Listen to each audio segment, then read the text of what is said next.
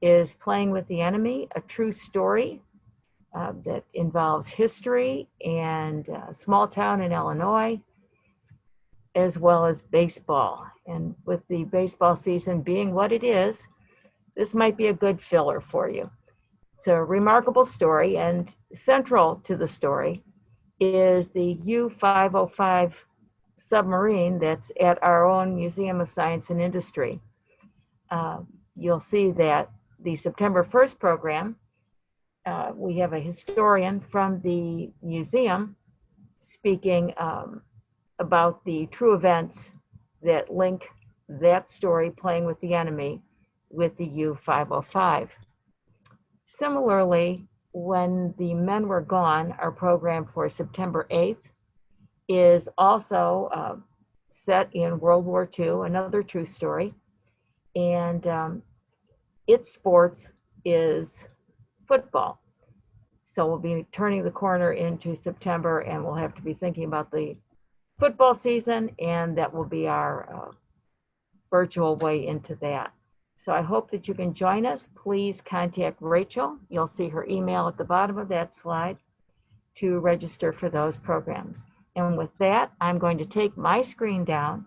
And Joel, can you come up and share your screen? Hi, Donna. Sure will. It's always a pleasure to be here and talk to everybody. I wish I could see everybody live, but this Zoom's been doing pretty well. So let me see if I can share my presentation here. Donna, can you guys see my slide?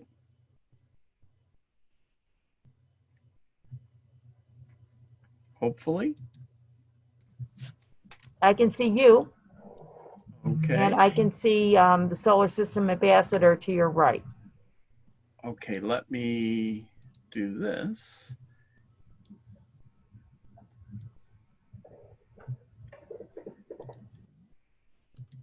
How about now? Yes, I see Women in Space. Okay. Women of Space. Very good. Okay. Well, we're gonna talk about some women who have been involved in the space program over the last 50, 60 years. When the space program started and we thought of astronauts and going into space, it was thought of as a men's only club. And part of the reason was it was considered dangerous, and it was and still is a dangerous occupation to get on a rocket and go into space. But there have been a lot of women who have been part of the space program, even in the early days. They were just more, a lot of them were behind the scenes. We didn't have any women astronauts at the time. But that has all changed. Just this year, Christina Koch became one of the longest or took part in one of the longest missions on the International Space Station over the last few months. And her and Jessica Meir became the first two women to do a spacewalk together in the history of space flight.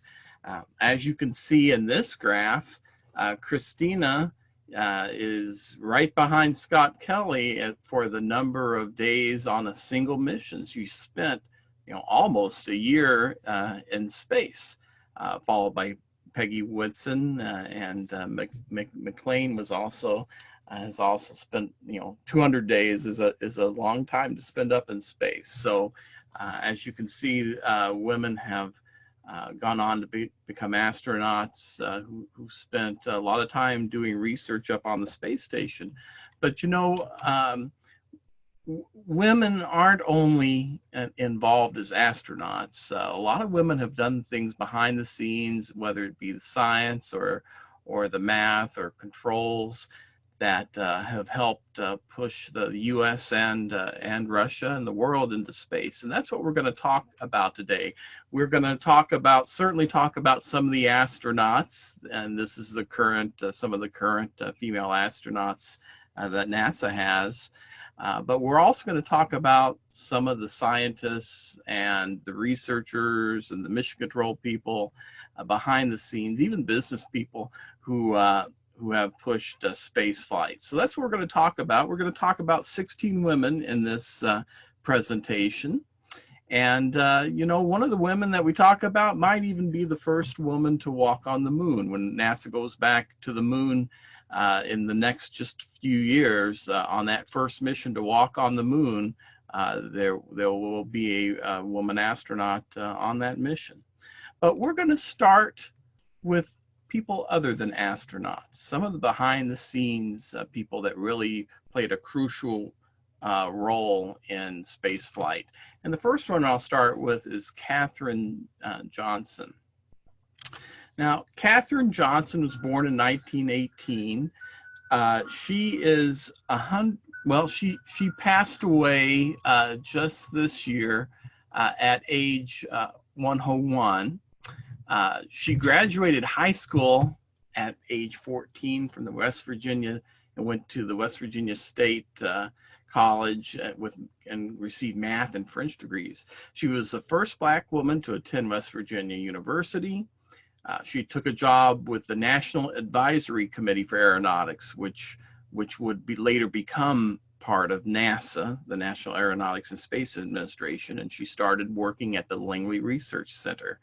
She worked as a computer. Now, back in those days, they called people who did equations and mathematical problems, they called those people computers. We think today of computers as a mechanical system, but they actually called people computers, and they would do the calculations. And she worked on spacecraft trajectories, on getting astronauts in and out of space, all the way from the Mercury program, the first program to put astronauts up into space, through the Space Shuttle program.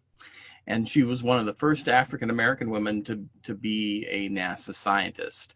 If you've seen the movie Hidden Figures, she's portrayed in that film. And if you haven't seen it, that's one you should go out and rent soon.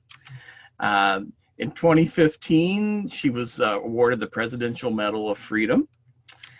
And just about a year before her death, NASA named a new computer research facility at the NASA Langley Research Center where she started working. They named it the Katherine G. Johnson Research Facility, and she was very proud to be there at the dedication of that facility. And we have a little clip of her giving some advice about doing your best and working hard and doing what you like. So we're going to listen to Katherine Johnson talk a little bit about her career, and she's a little hard to understand, so you might want to watch the captions if you have trouble hearing her.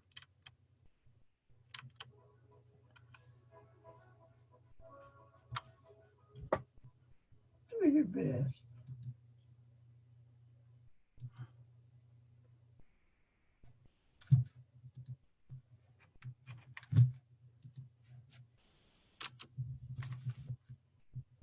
But like it. Like what you're doing, then you will do your best. If you don't like it, shame on you.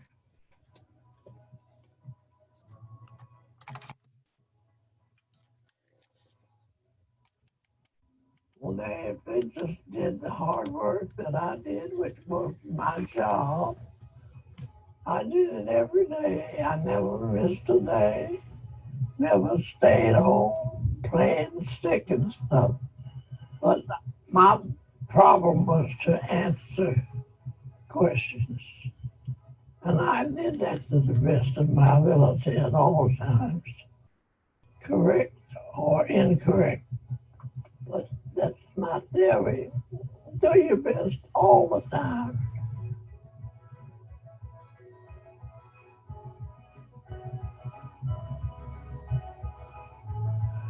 I'll be exceedingly honored and greatly honored. But you know, math is the same. I gave you that answer last year. It's the same answer. But the main thing is I liked what I was doing. I liked work. I liked the stars and the stories we were telling. And it was a joy to contribute to the literature that was going to be coming out. But little did I think it would go this far. So very humble person talking about the career that she had at NASA. The next woman we're going to talk about is Margaret Hamilton. Now, Margaret Hamilton was born in 1936. She's age 83 now. She graduated from Earlham College with a degree in mathematics, and she worked on weather forecasting software at MIT. And it just so happened that MIT was chosen as the group to develop the Apollo software for the lunar lander to land on the moon. And so she applied to work with that group. And she worked on error detection and displays and rebooting of software. She became the director of the software engineering division of MIT, and she coined the phrase software engineering at that time. Now, there's a picture of Margaret standing next to all the code that was used for the computers to land astronauts on the moon. And so there was a lot of code that had to be written for that, especially how to handle problems if they should occur. And of course, problems did occur when the astronauts went to land on the moon with the primitive computers they had at the time. There were several problems, and she fortunately had her and her group had done a good job programming those computers to know what to do if there's some issues. She also received the Medal of Freedom in 2016. And we have a little clip of her talking about one of the problems that occurred when the astronauts were first landing on the moon, and also a little bit of what it was like to work on this software and also raise a family at the same time. Mostly men were working there, and they had somebody at home to take care of their kids. I had no choice. I'd bring my daughter, Lauren, into work nights and weekends, and she'd see me playing Astronaut to test the software and doing the kinds of things the astronaut would do. So she wanted to do it too, so she played Astronaut. And all of a sudden, everything came crashing on the simulator. And I realized that what she had done is that she selected the pre-launch program. During flight, I said, oh my God, this is not good. We really need to put a protection in there, because the astronaut really could do what she did by mistake. I tried to get it through MIT, NASA. No, they said, astronauts are trained never to make a mistake.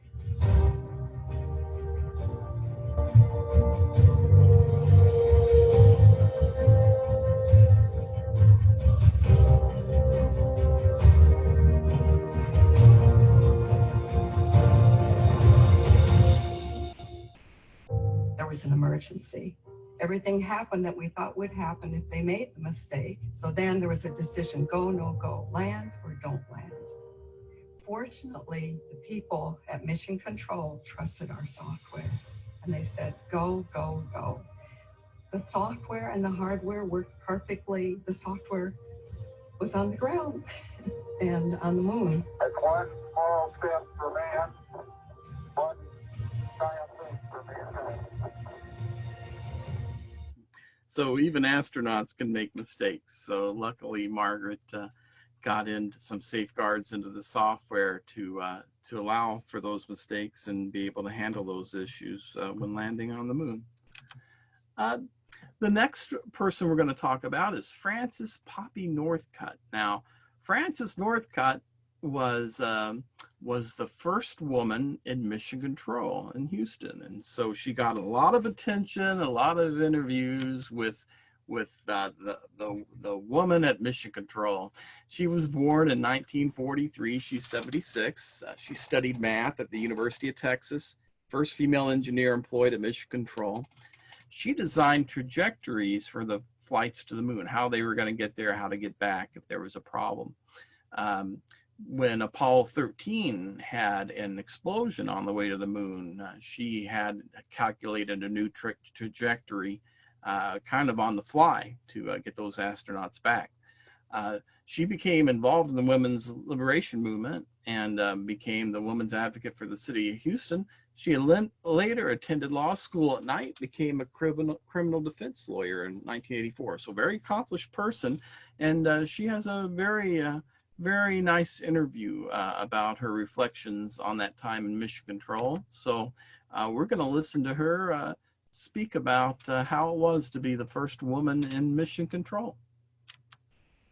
Describe what it was like for you sitting in Mission Control 50 years ago for that Apollo 11 mission.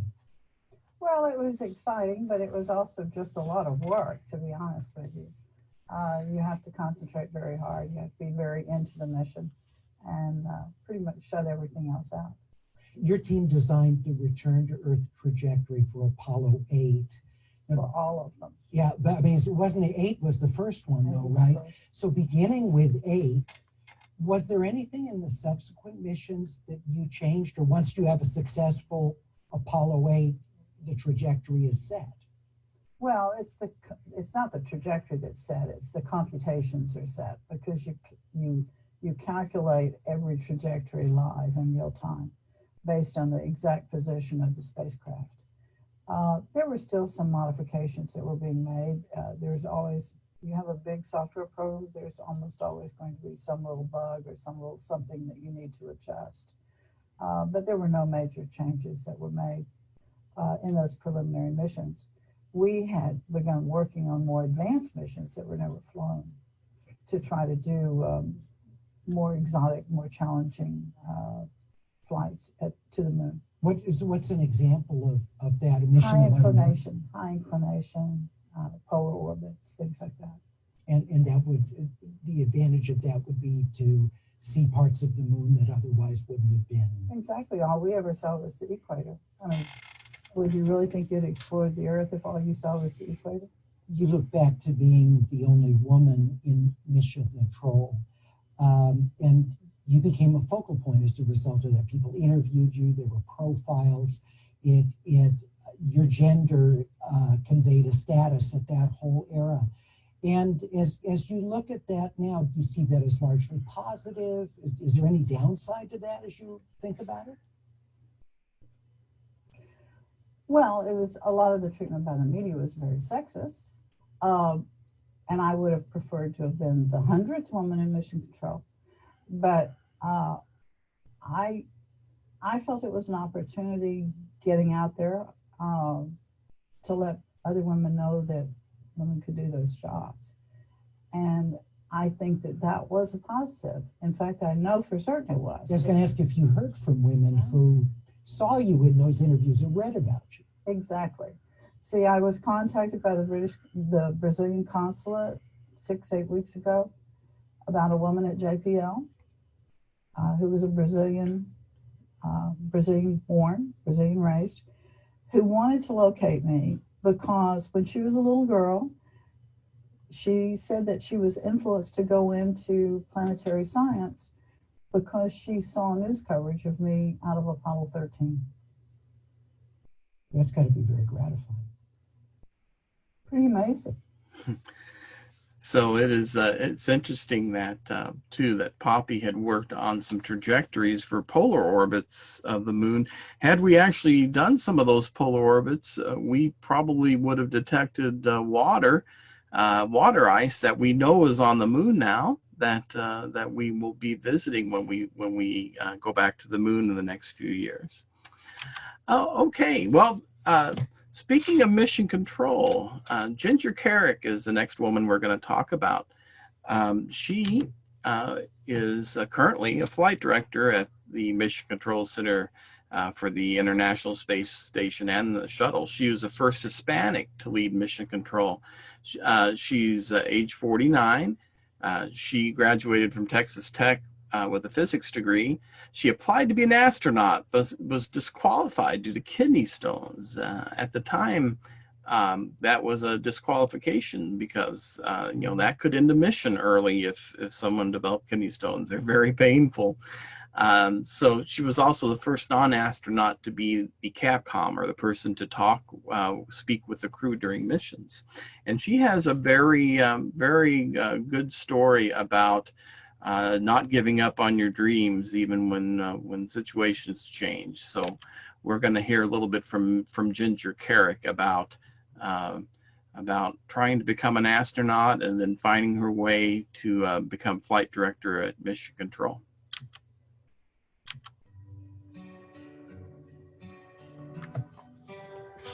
My dad used to take me to the library every weekend, and I would check out a book on science and math, mostly.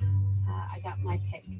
The day that I checked out that book on astronomy and astronauts, it was different for me. I remember the book. I remember what it looked like. I remember in the back of the book, they taught me how to make an astrolabe. I built one out of a cardboard box. So that book was very important to me. The space spark stayed with me and is still with me, and that's what gets me up every morning to come into work. My name is Ginger Carrick. I am a flight director, and I work at the Johnson Space Center. Losing my father was a very traumatic point in my life. I watched it happen. He had a heart attack at his work, and it changes your perspective as an 11-year-old. My mom, I leaned on my mom very heavily. She has been a tremendous influence in my life, and my mom was the pillar that kept the family together. I had 2 other sisters and 1 brother, and she is just a strong woman, a loving woman, and I could not have made it this far without her. When I was about 13, I wrote to NASA and said I wanted to work here, and I got this cute little letter back that said stay in school, study math and science, but I took it literally. So when I was in high school, I took a lot of honors science classes, a lot of honors math classes. They also encouraged me to participate in team activities, whether it be team sports or other clubs and volunteer organizations. So I did that as well in high school. And then in college, I chose to major in physics because I thought it would be difficult. And it was. When I was notified that I was going to come in and do interviews for astronaut candidacy, I was beyond words excited. That had been a dream of mine for a number of years. I'd met the minimum requirements. First person I called, of course, was my mother. I was excited. When I was notified that I was no longer a candidate for astronaut, I was devastated. I was informed that I had kidney stones, which was at the time a lifetime disqualification from the program. So I went home and did what anybody would do, cry and be completely miserable for a few days. And then I told myself, you need to snap yourself out of this. What other ways can you contribute to the program? And I thought, well, if I can't be an astronaut and go into space, at least I could teach astronauts, and each one of them can carry a little bit of what I taught them into space. And it was just that change in perspective that allowed me to, wipe the tears and get back up and come back into work. And that was all it took. So she had to, she modified her goals a little bit and still got to be in the space program. Donna Shirley is the next woman we will talk about. Donna Shirley is posing there with the Sojourner rover. That was the first rover that landed on Mars in the 1980s, 1986, I believe. And she was originally told that she couldn't be an engineer because a woman couldn't be an engineer, but she proved them wrong by being the head engineer for the program that landed that rover on Mars. That's led to the new Perseverance rover that just launched for Mars a few days ago, direct descendant of the Sojourner rover. So she was born in 1941. She's 78. She graduated from the University of Oklahoma in engineering. She was told girls can't be engineers, which again may be the wrong thing to say. She was a manager for the Mariner 10 mission, which was a mission that sent the first spacecraft to Mercury. And she also led the Mars Pathfinder Sojourner rover program. And they named an asteroid in her honor. Here's a picture of Donna when she was in charge of the Mariner 10 program. Again, there's Mariner 10 that went to Venus and then actually flew past Mercury 3 times. And here's a picture of the Sojourner rover. I'm sorry, I said 1986. 1996 it was launched. 1997 it landed on Mars, and sent back some pictures. And actually, it was more of a test bed to see if we could land on Mars, which we have successfully several times now with rovers. All right. The next scientist we're going to talk about is Anita Serengupta. Now, she was born in 1963. She's 56. She has an Indian father and a British mother. She graduated with a mechanical engineering degree from USC. She did a couple of things that were important for NASA. She designed the parachute system for the Curiosity rover.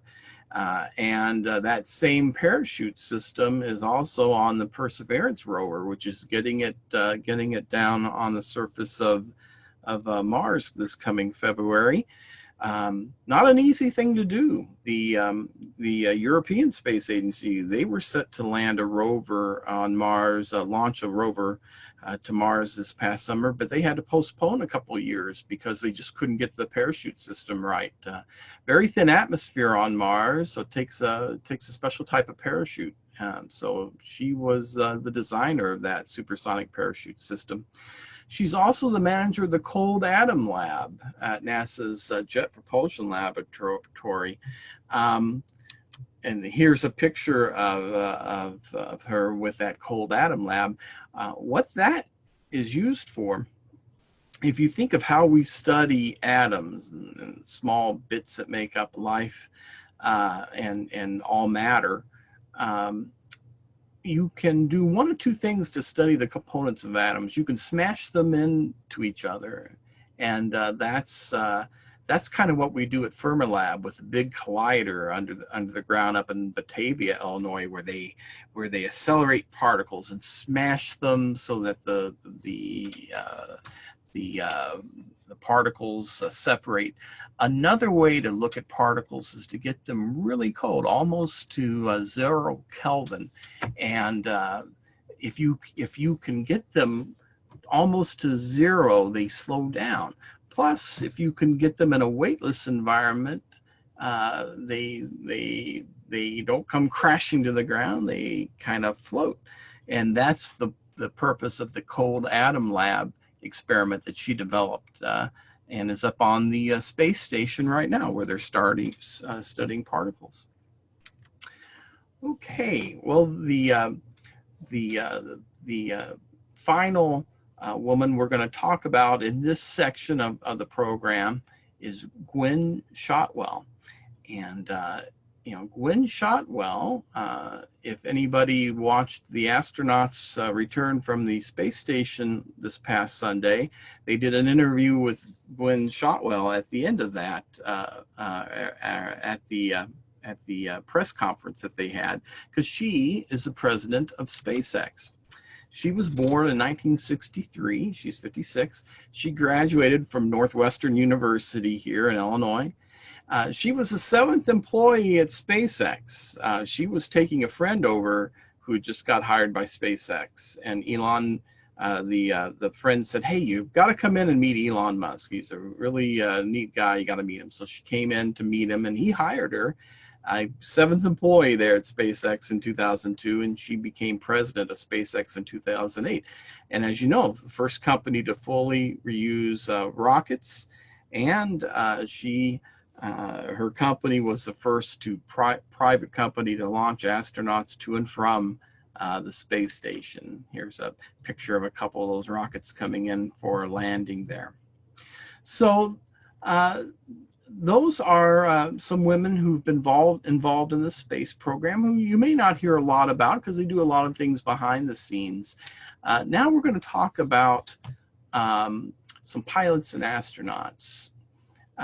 First one we'll talk about is Jerry Cobb. Now, Jerry Cobb was an aviator, And if the rules had been different in the 50s and 60s, she would have probably been the first American female astronaut. She was born in 1931. She died just a little over a year ago at age 88. She was flying since age 12. During World War II, she'd deliver military fighters from the production plants to bases around the world. She flew multi-engines, instrument flight. She was a flight instructor, ground instructor, and had her airline transport license. She set records for speed and distance and altitude while she was in her 20s. She was appointed a NASA consultant in 1961 by the administrator of NASA, James Webb. She was part of what they called the Mercury 13 group, where they took 13 women and they put them through all the testing that the first Mercury astronauts went through, and she did just as well as, or even better than the men who became the first Mercury astronauts. She didn't get to become an astronaut, but she spent 30 years doing missionary work and was nominated for a Nobel Prize. And there's a picture of her with the Mercury spacecraft that she would have loved to have been able to fly as an astronaut. The first female astronaut actually went to the Russians with Valentina Tereshkova, who became the first woman to fly in space, the only woman to fly by herself in space. She was born in 1937, and she was the first and youngest woman to fly in space. She was a textile worker and a skydiver before joining cosmonaut training. Now, they were looking for someone with skydiving experience because the first astronauts in the Russian program, they would eject out of their spacecraft when the spacecraft got into the atmosphere. So they would actually parachute to the ground. So Yuri Gagarin, the first cosmonaut to fly in space, he actually parachuted to the ground, and so did Valentina. She was the only woman to fly solo. She spent 3 days in space on the last Vostok mission, which was the capsule that held one cosmonaut astronaut. She retired from the Air Force in 1997, and she's currently a member of the Russian Parliament. And there is her capsule that she ejected from on the way down. Very, very small capsule at the time. And there is a picture of Valentina. And then at the far left is Yuri Gagarin, the first astronaut, cosmonaut, first man to go into space. Well, things changed with the advent of the space shuttle. Space shuttle was designed to be a much safer vehicle than the earlier rockets, and NASA made plans to allow both men and women to fly into space. So in 1978, the first class of astronauts was chosen, which included 6 women, and all 6 of them did get to fly into space. And we're going to talk about several of them here. Now, this is Ray Seddon, and one of the first pictures they took was her with a serving tray, which really isn't the it isn't the image they wanted to show of women in space. Frankly, all of the crew helped get lunch and dinner together, and it wasn't that the women were just serving meals up in space. So probably not the best picture for NASA to have for PR back there in the 70s. But the first woman of that class to fly in space was Sally Ride. She flew on the 7th Space Shuttle mission on the Challenger. She was born in 1951. Unfortunately, she died in 2012 at the age of 61. She graduated from Stanford with a PhD in astrophysics. She was in that first group of astronauts, women astronauts, in 1978. She flew on a second mission, 41G, in 1984 as well. When the Challenger space shuttle exploded, she was part of that commission to look into why that happened and try to prevent it from happening again. And as I said, unfortunately, she died of pancreatic cancer in 2012. But I certainly remember Sally Ride being on all the news and being that first American astronaut, female astronaut to go up into space, and have a little video of her looking back on that first trip here. The fact that I was going to be the first American woman to go into space carried huge expectations along with it.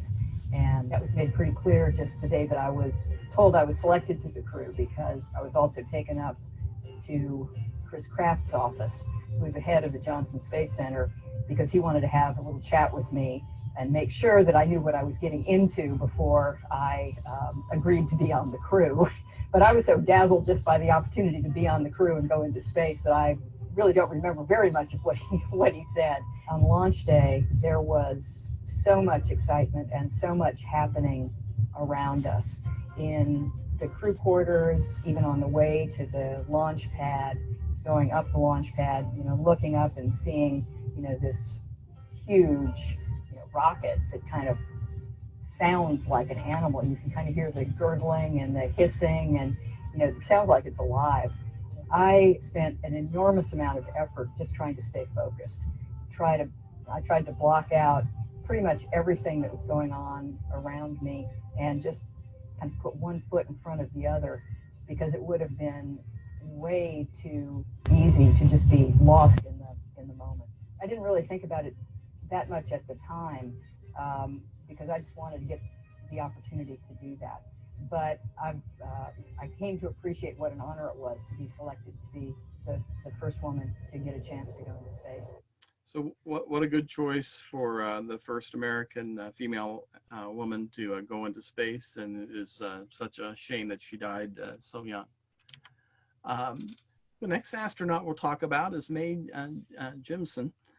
She was the first female African-American astronaut to go into space.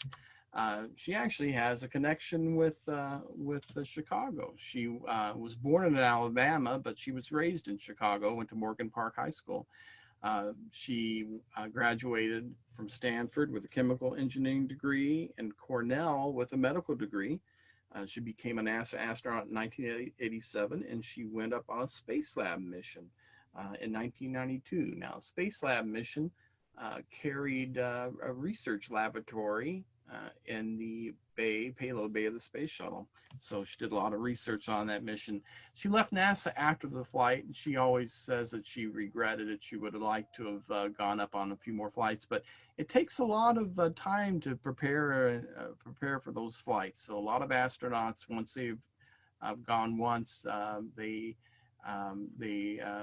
don't fly again. And you have some who really enjoy it and love the years of preparation for those flights. But there's a picture of Mae on the Space Lab in the cargo bay of the space shuttle during her flight.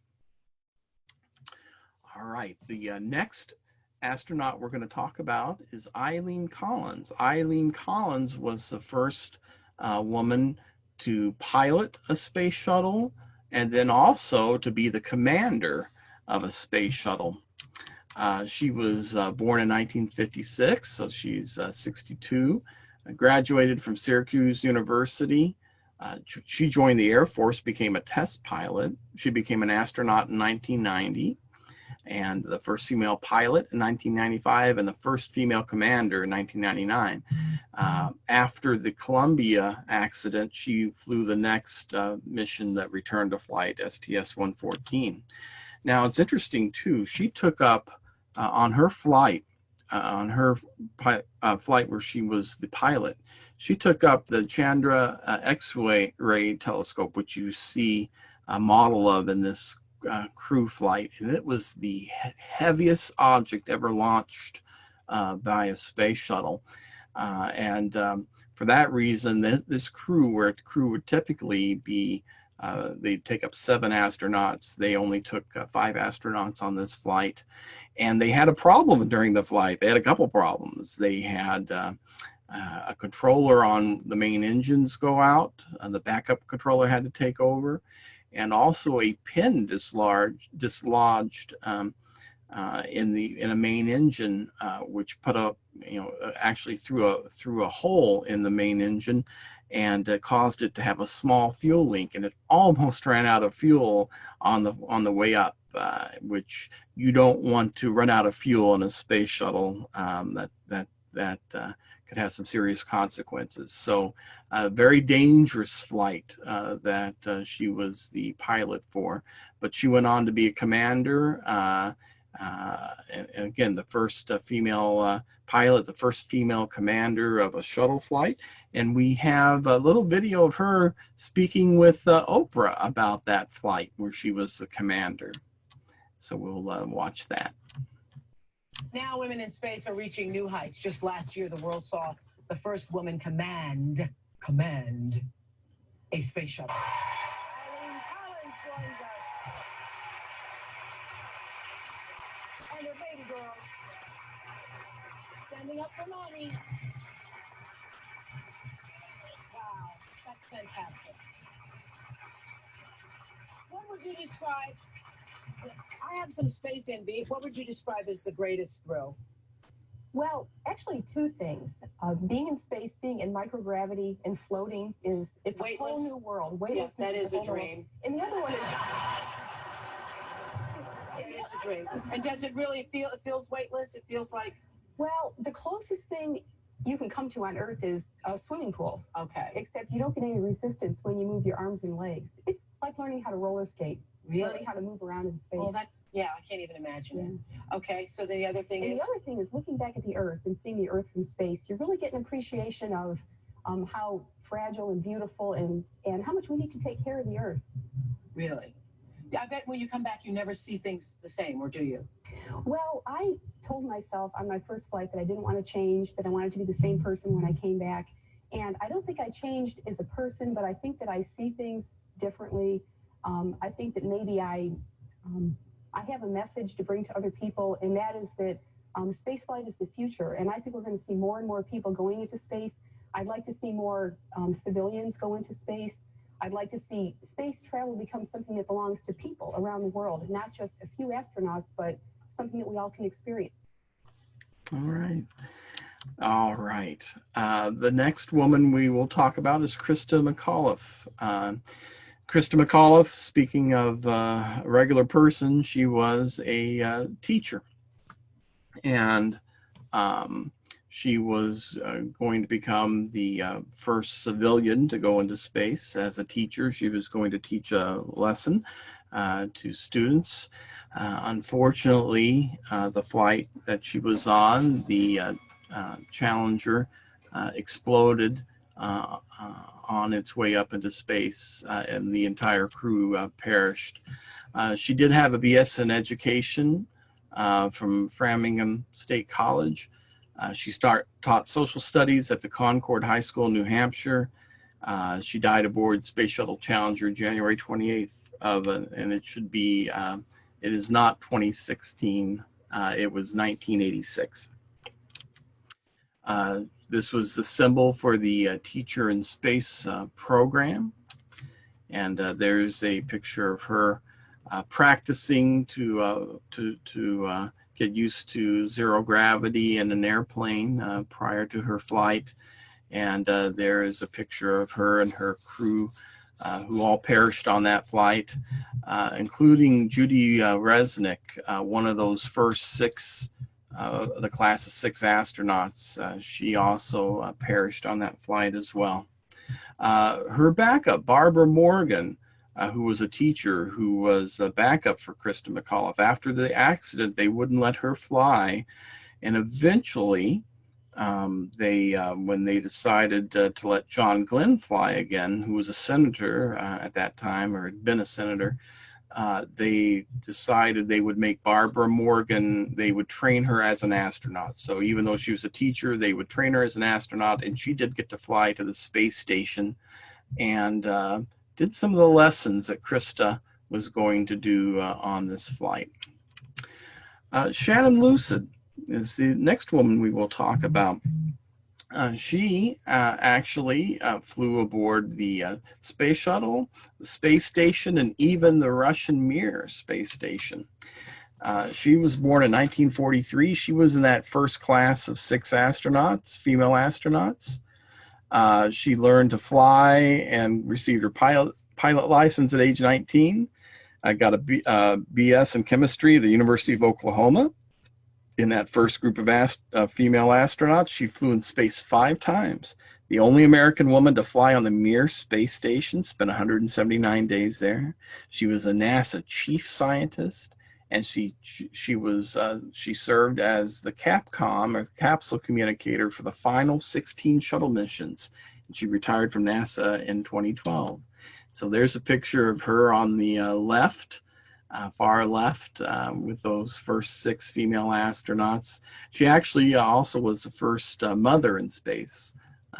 Little tidbit of information there. There's the Mir space station, sort of the precursor to the International Space Station.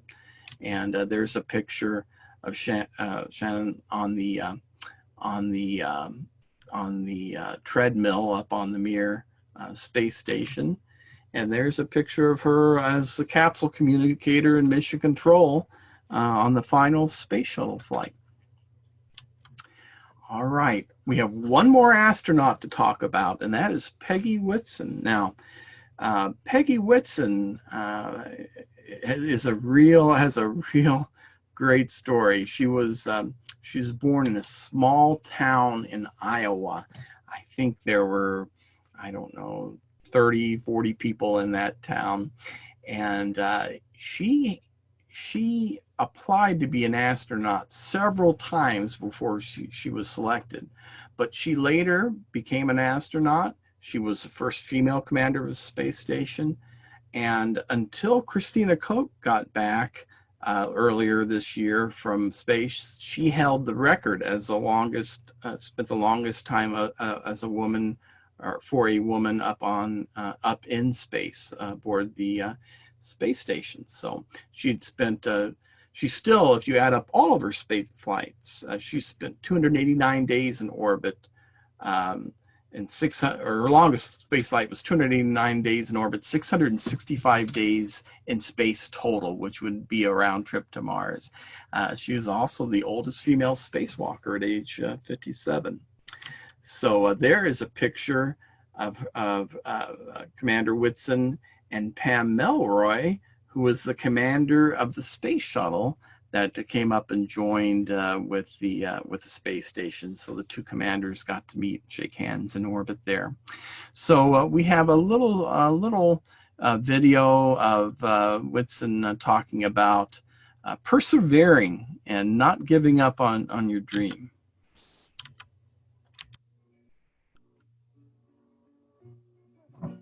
Right. In a town with like, what, 15 people, literally? I think they have that many now. I think it had 32 when I was growing up. It's gotten a little smaller since then. It's a big place then. Yeah. But how'd you go from farm to astronaut? What's the short version?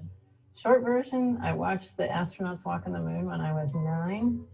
When I graduated high school, they picked the first female astronauts. I got a bachelor's and PhD and spent 10 years applying to be an astronaut. I was still working at NASA during that time frame, but it took 10 years of applying. How many times did you apply?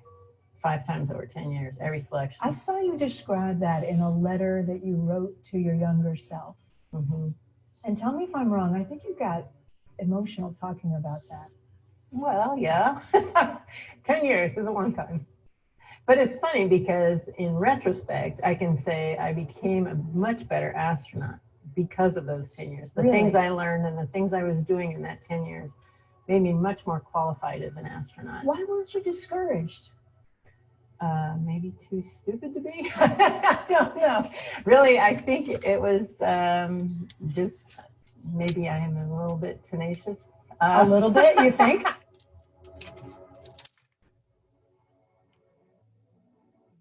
Space 3 times. Does it get old?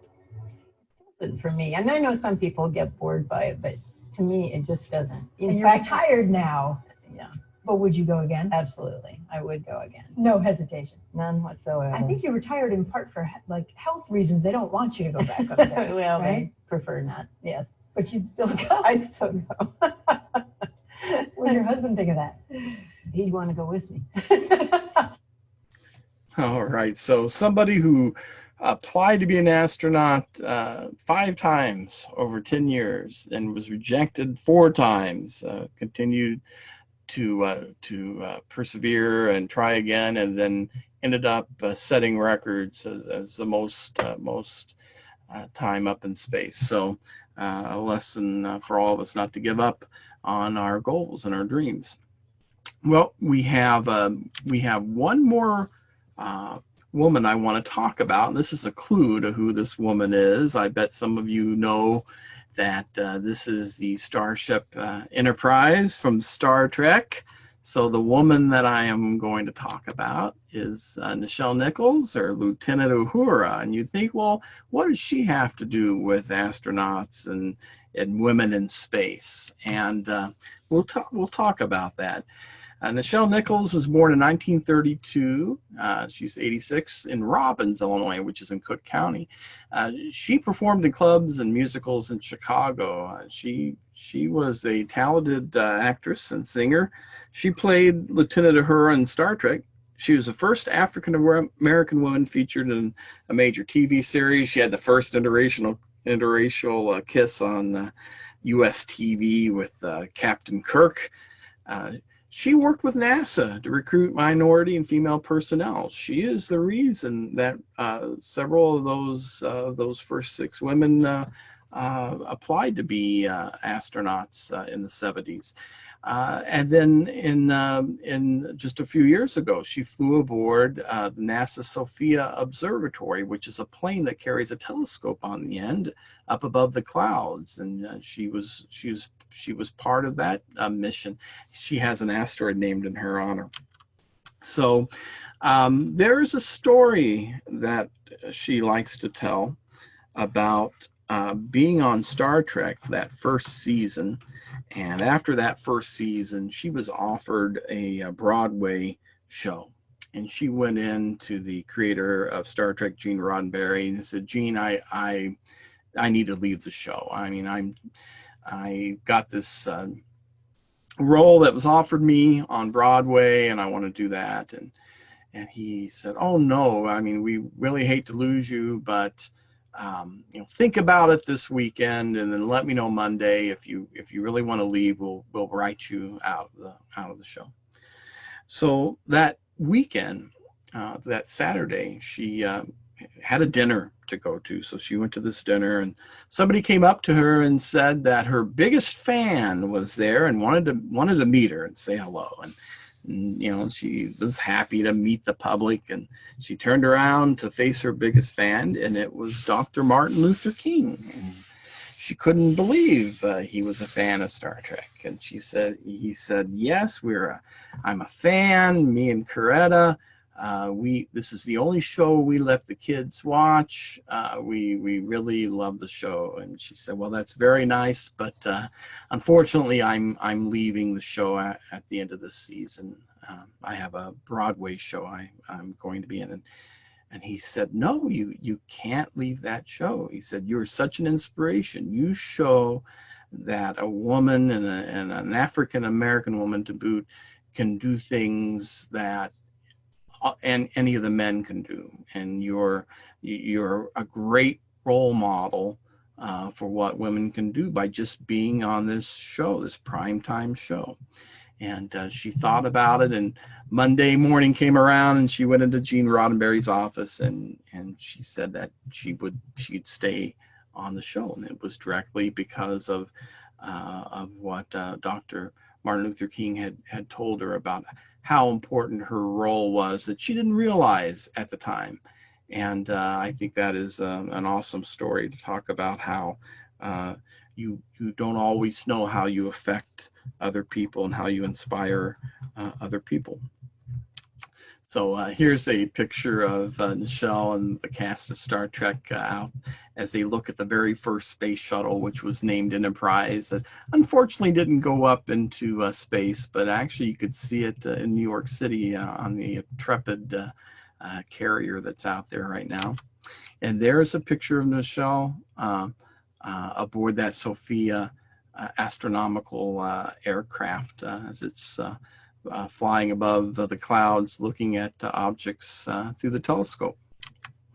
So want to appreciate your patience and your attention as we kind of reviewed some of the women in space, some of the well-known women who are astronauts, and some of them who work behind the scenes to help the world get into space. And here you see 4 of the astronauts, female astronauts, who are working and training on the Orion spacecraft that will take us back to the moon in 2024. And one of these women might be the first woman astronaut to walk on the moon during that journey, and eventually go to Mars in a few years. So with that, I will hand it back to Donna and see if we have any questions. Thank you, Joel. That was wonderful. We do have a few questions, and we can probably still take others. Let me just pull them up here. All right.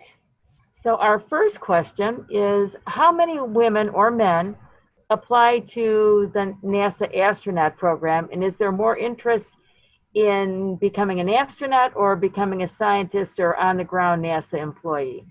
What a great question. There are thousands of people who apply to be astronauts, men and women, and NASA usually it depends on the time frame. Usually it's every 4 or 5 years. They will do a selection. They'll get a selection of astronauts.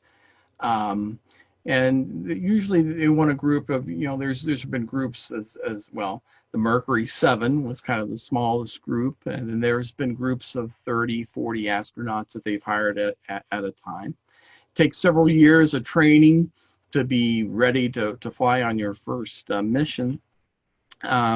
As far as being scientists and working for NASA in other capacities, a lot of the people who work for NASA are contractors. They work for Boeing, or they work for Lockheed Martin or one of the companies.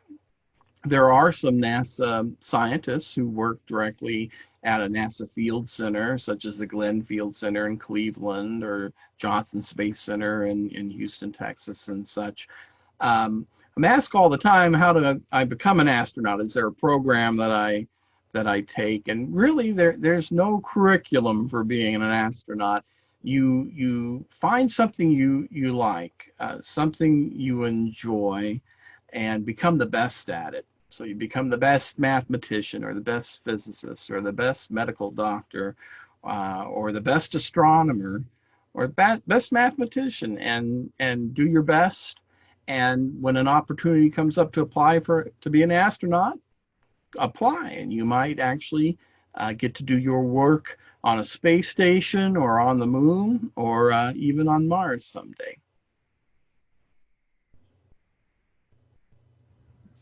All right, that's great. And I think it leads us into our next question. Does NASA have an internship program? I think I heard about that, and maybe you could expand on it? Different areas, different field centers have interns. I know that the Solar System Ambassadors, we work, technically we work for the Jet Propulsion Laboratory in Pasadena, California, and they're the group in charge of robotic, for the most part, robotic missions. So the Perseverance rover that just went to Mars, they built that at that facility. The Voyager spacecraft, actually some of the instruments for the space station, some of the science instruments, they actually build at the Jet Propulsion Laboratory too. I know for certain that they have an internship.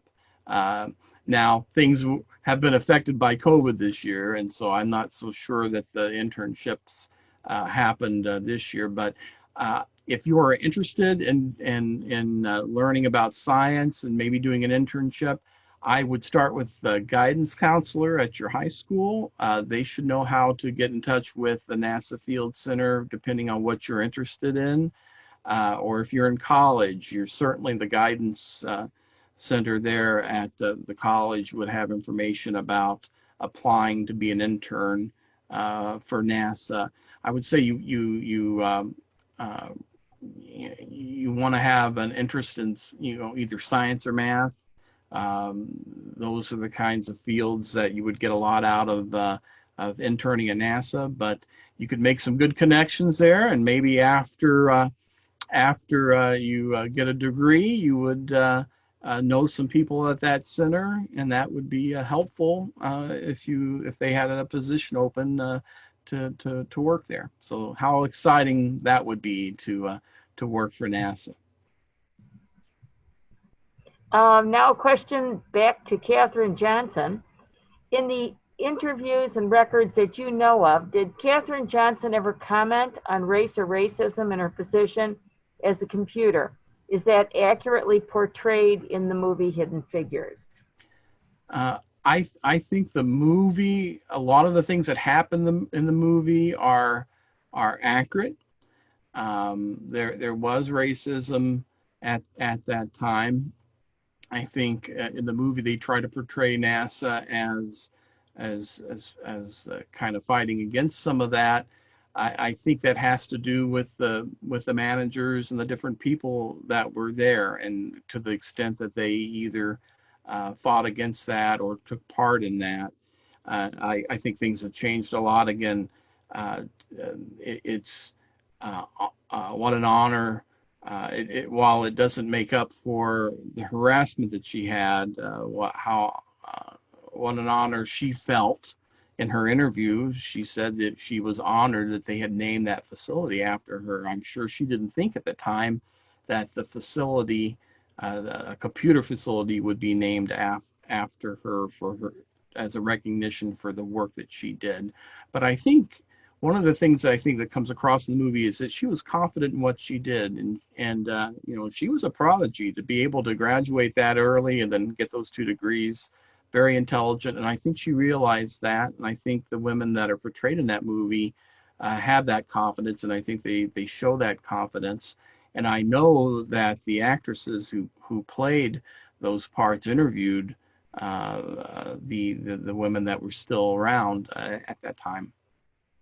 So I would recommend, I'm sure the library has the Hidden Figures book. I would recommend reading that book if you get a chance. It's a great book. A lot of it is based on interviews with the women that were the computers who, the one story I know that they tell in that movie is a true story about John Glenn not trusting the mechanical computers and not trusting the trajectory unless Katherine Johnson verified it. And he got on the phone with her and had her verify it before he would risk his life. And I think that goes to show you the respect that the astronauts had for Katherine and the others on that team there at Langley. Regarding the book Hidden Figures, yeah, I can certainly vouch for that. And if you would like to, just as an aside here, see a long interview with the author when that book first came out. It's still available on C-SPAN 2 and well worth listening to. It's quite remarkable. Our next question you've somewhat answered, but I'm going to expand on it a little bit. The question is, for young girls interested in outer space today, is science-based degree required to intern at NASA? Are there other skills or degrees that can be used in other areas of the space program? And what I want to add to that is my limited experience when I was at Goddard was that it's a small city and there's something for everyone there. And I think immediately, because of this past weekend with the SpaceX program, about NASA TV. I mean, it's that much of a diverse environment there that there's probably a job for any interest. And perhaps you could tell us more about that. That is so true, Don. When I put this program together, when I worked on this program about women in space, that I talked about 16 people today. I had at least 40 women that I could have talked about, but I just didn't have time. Everything from nutritionists who were involved in creating nutritious, healthy food that would handle the radiation and the environment of space for the astronauts. There was some women who were in charge of that, who did a lot of work there. There were artists. There was a famous artist who painted the insignia on the Mercury spacecraft. And when she went up to the capsule to do this, the pad leader said, "This is not a place for women. You get off of this pad," and it took the astronauts to say, "Hey, she's going to be up here and she's going to do this." So there are so many different areas that you don't realize are part of the space program and integral to that. The head nurse for the astronauts, all the way from the Mercury group through the space shuttle program, didn't know she would be involved in that. She joined the Air Force because she wanted to see the world, and became a nurse in the Air Force, and ended up being the head nurse for the astronaut. So all sorts of careers, NASA being a commentator or being a journalist. There are so many different areas. Again, you don't go to school to become an astronaut or a mission control person. You go to school and find something you enjoy doing, whether that be math or science or journalism or nutrition or occupational therapy or whatever, and become the best at what you do. And that will open up opportunities. And you might have hey, they may need an occupational therapist on Mars someday to take care of injuries for people who get hurt on the Martian on a Martian base. So you just want to find something you enjoy doing, something that you would like to do, and become the best at it. And I think that when you talk to the astronauts, they didn't think they'd ever become an astronaut, but they became interested in science and in their careers from watching the astronauts, and took advantage of the opportunities that they got. All right, turning direction just a little bit, we have just a couple of more questions. Were there any women aboard the second shuttle accident? Yes, there was, and I am blanking on her name, but she was of Indian heritage. I do remember that. This was the second flight that she had, and I cannot think of her name right now, but she was aboard the Columbia when it burned on re-entry. She was not one of the first. She wasn't in that first group of 6 astronauts, but she was in a later group of astronauts, and so she did pass away. They have. It's interesting when the Columbia burned up on reentry because of the hole in the wing. They recovered a lot of the material, including a video cassette that they from a little camcorder that they were taping. And the film was burned at the point of the accident, but it showed them relaxing and enjoying themselves on the flight back. So they enjoyed themselves. They were doing what they loved doing.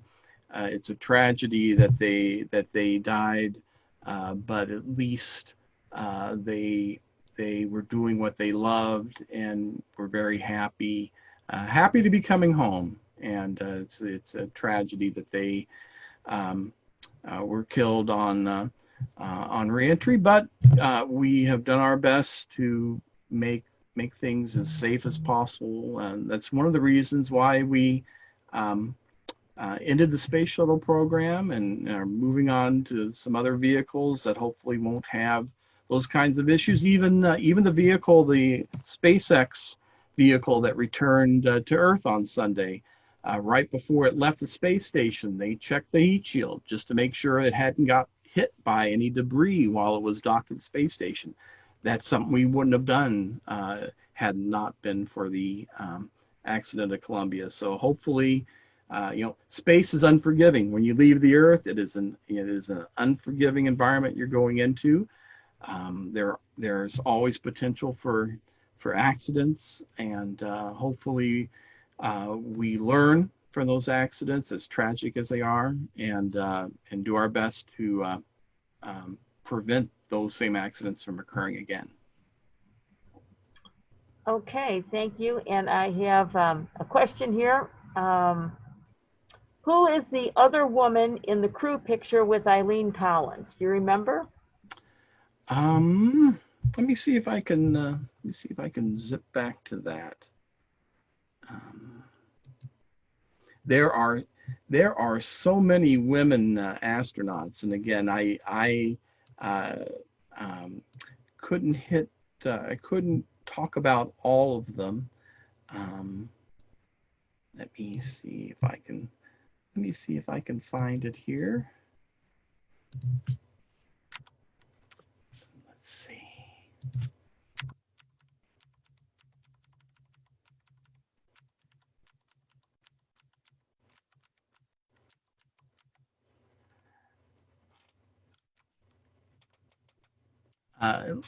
It looks like Katie Coleman is the astronaut. If this is the picture you're referring to, I think that was her only flight. Again, a lot of these astronauts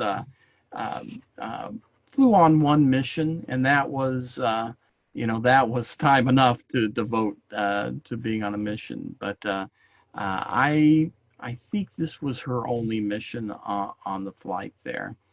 Stephen Harley was the commander on that flight. He's sort of the silver-haired astronaut in this picture. A good resource, if you go out to nasa.gov and then put in the shuttle program, you can see bios of all the astronauts. You can see pictures of the crew.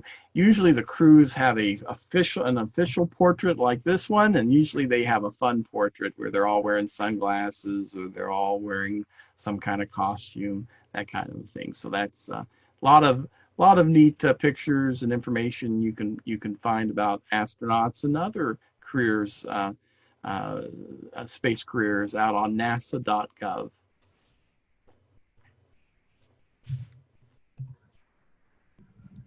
And a final question then, Joel, from me, and that's maybe you could tell us just a little bit about how you became a solar system ambassador, because there may be women out here that would be interested in pursuing something like that. Yeah, well, if I go back and I think about what got me interested in space, I was in 7th grade and we did some projects, science projects on blood, and we did things on bones, and then we had a unit on space. And one of the things you could do is you could write NASA. NASA sent me a bunch of photographs and documents about all sorts of space, the Voyager spacecraft, the Viking landers that first landed on Mars. It really got me interested in space, got me writing NASA. Now that was before we had the internet, where you got all this material available to you now.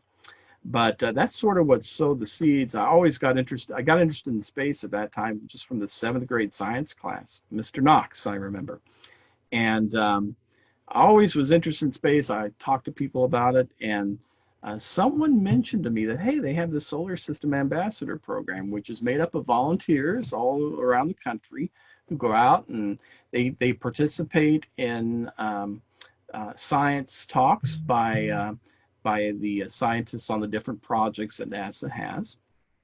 And they go out and they speak with groups about the NASA programs, because a lot of this information you don't always hear. Now you heard about SpaceX and the landing and everything, and that's great, but some of the things you don't hear as much about. And that's sort of what the Solar System Ambassadors do. They go talk about some of the programs and give you some information that you just may not hear much about, and hopefully pique the interest of people to learn more. So every October, NASA JPL looks for new ambassadors.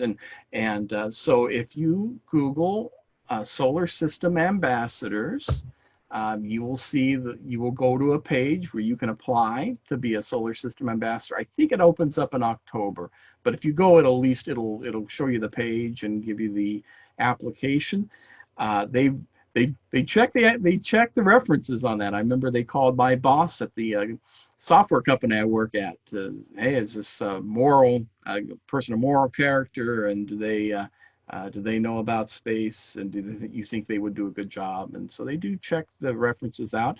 And one of the things they ask you is if you were going to do a talk, what would be a couple topics you would talk about, and you explain a little bit about what you would talk about, and they ask you to speak at least 3 times a year to a group, and then you send that information to NASA, and they keep track of it to show the value of the program. So I'm pretty busy. I get to talk several times a year to all sorts of groups, but I love talking about it. I love hopefully capturing people's interest in space and the things that are going on with NASA. And I always meet people who've had some experiences that are fun to learn about too. So if you have interests in talking to groups about space or astronomy or science, go ahead and Google Solar System Ambassadors, and we'd love to have you as part of the group. A lot of times the Solar System Ambassadors will get together and do joint programs. There's some ambassadors in Northern Illinois that I've met up with, and we've done programs at different locations. So it's a fun way to get together with people and talk about something you really enjoy. So the more the merrier. Well, thank you, Joel. I very much appreciate that. I think we keep you pretty busy here at the LaSalle Public Library. I will say good night to our audience. Thank you so much for attending. Watch for our next program. Contact Rachel for registration. And once again, I want to thank Joel. Yet another outstanding program. Thanks so much, and good night to everyone.